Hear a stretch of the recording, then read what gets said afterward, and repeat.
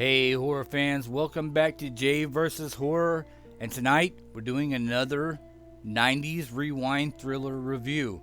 And tonight we're going to be talking about Jennifer 8 from 1992. The film stars the great Andy Garcia, Uma Thurman, John Malkovich, and Lance Henriksen, and quite a few other great character actors. Don't sleep on the character actors here, guys. They're all very good.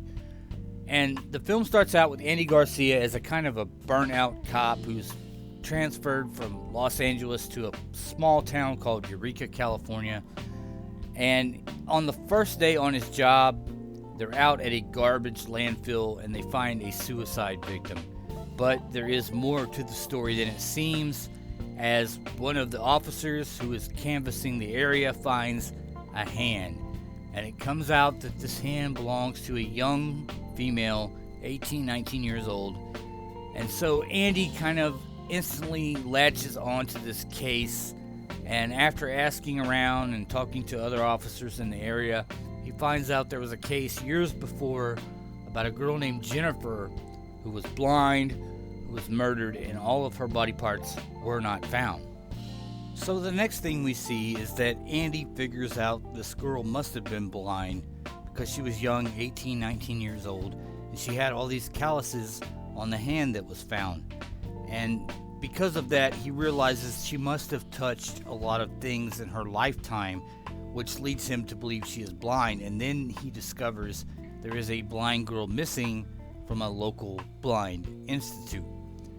He goes down there to the blind school, and here he meets Uma Thurman, who does a fantastic job in this film as a blind woman who, she basically kind of tells us what blind people know and don't know, and what we perceive that they would know to be false. And so he takes her things that she adds to the case and he moves on with it. But he's also very mesmerized by her and the fact that she can't see him but still likes him.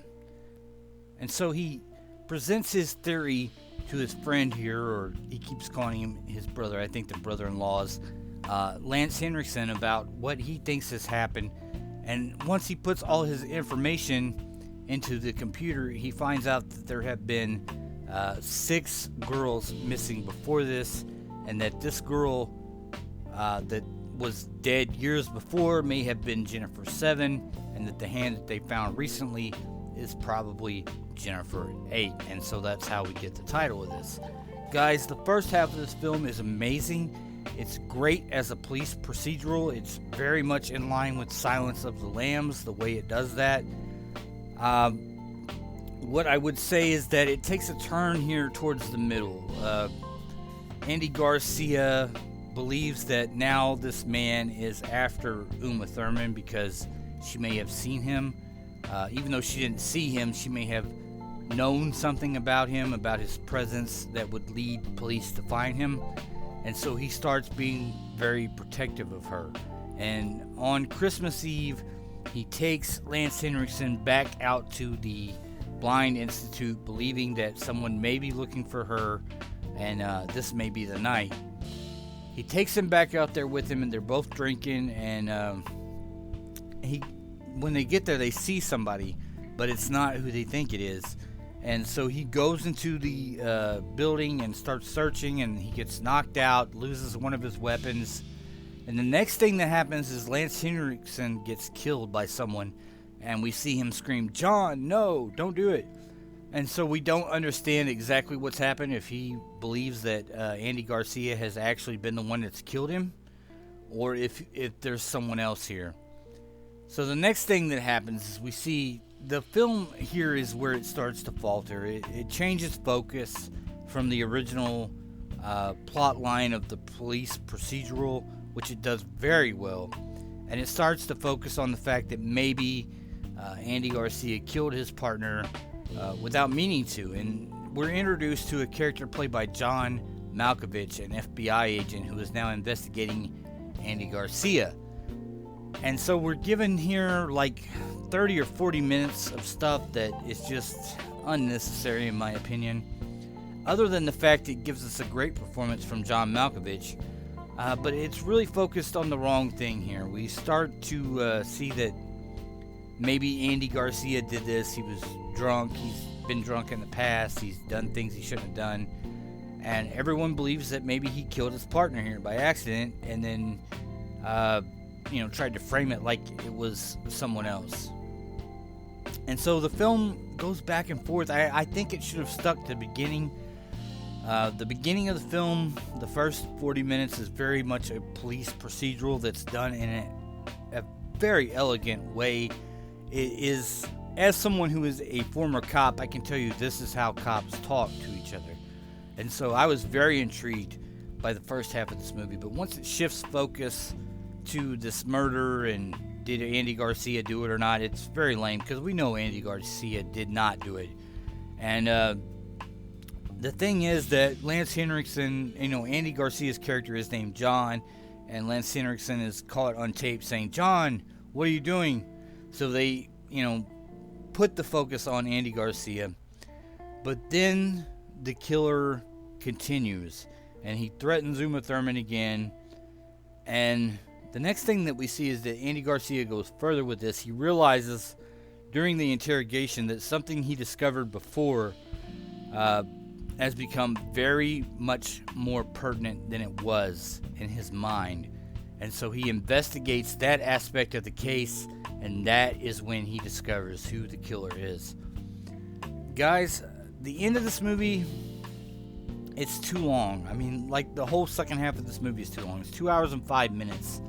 And there's several things that you could cut from this movie. Even if you wanted to cut some of the dramatic stuff with the blind woman. I mean, there's a scene in here where the guy breaks into Uma Thurman's apartment while she's taking a bath. And it's so ludicrous because it's obviously a body double. I mean, the woman in the bathtub has these huge, large breasts, and he's taking pictures of them in the dark because she can't see it. What's more vulnerable than that, by the way? But it's obviously not her because you see her several times in the film where you can tell that, just physically it's not her. And so that actually comes off a little bit sleazy for me. It comes off like almost kind of like we're the pervert because we're being shown something that's not even real, and we're taking advantage of that fact, just like this pervert is. But the end of the movie does become, again, a whodunit, and that's another thing that doesn't work for me. I like the fact that this is not a whodunit at the beginning. It's not a whodunit, it's why and how do we find them. Similar to Silence of the Lambs. It's not a somebody I know did this. It's a somebody did this and we have to catch them, and this is how we're going to do it. The second half of the film becomes convoluted because it becomes about one of the characters in the story has done it, and so now we have to figure out which one it is. And I didn't like the end. I didn't like the last 40 minutes of this movie, to be honest with you, other than the fact that, like I said, it gives John Malkovich a chance here to shine. I think this was a year before the movie he did with Clint Eastwood called In the Line of Fire, where he also played a psychotic killer. But in this one, they want you to believe John Malkovich is the psychotic killer. But I think if you pay attention to all the cues before all this happens, you kind of know that this is all a misdirection, and it should have been done much faster if they were going to do it than this long, elongated segment that happens. Guys, overall, I'm going to say I love this movie. It's really good, especially the first half. The first half is 10 out of 10. I mean, it's if you're an ex-cop, if you've ever been in that profession, law enforcement, you know that the first half of this movie is right on cue. It's right on target. This is the way cops talk to each other. This is the way they figure things out. The second half of the movie becomes a little ridiculous. And even the end of the movie, it's just not satisfying. And even the last scene isn't very satisfying as far as I'm concerned. But I will say this. I'm going to give the film overall 7 out of 10, which is quite a downplay from a 10 out of 10 first half of the movie. But it's just the second half of the movie seems lazy. It seems like they didn't know where they were going to go with it. They had a great idea. They had a great first half of the movie, but they could not follow through with it. And so they just lazily wrote an ending that's very unsatisfying. But overall, yeah, 7 out of 10, and I highly recommend it. I'm not going to say that it's not worth watching. It's definitely worth watching. The cinematography alone in this film is beautiful and definitely worth watching. And a great cast. One of Lance Henriksen's great underrated roles. This is one of the guys that we're all truly going to miss when he's gone. I mean, he's just done so much great work, and this is another one where he, in my opinion, he kind of carries the film from our viewpoint, where we don't know where Andy's going. We don't really understand where he's coming up with things or seeing his vision. And we see Lance Henriksen being like the voice of reason to all this until he is eventually murdered, of course, in the film. And so, yeah, guys, I'm giving it a solid 7 out of 10 and a recommendation to go check it out for yourself. I mean, I've read very many reviews online. When the film came out, nobody liked it. They thought, it is what it is. The guy who directed it didn't even direct another movie till The Rum Diary in 2011 because he was so put off by the reviews. But it's definitely not that bad. The first half of the film is amazing. And the second half of the film, it seems like the writing gets a little bit lazy. But yeah, we're giving it 7 out of 10, guys. And we're going to put a free link in here so you can go watch the movie anytime you want to. Hey, Andy Garcia, Uma Thurman, John Malkovich, Lance Henriksen, Kathy Baker, and several other great character actors. How could you not go watch this one and choose for yourself? And guys, we will talk to you the next time we got something worth talking about. Bye.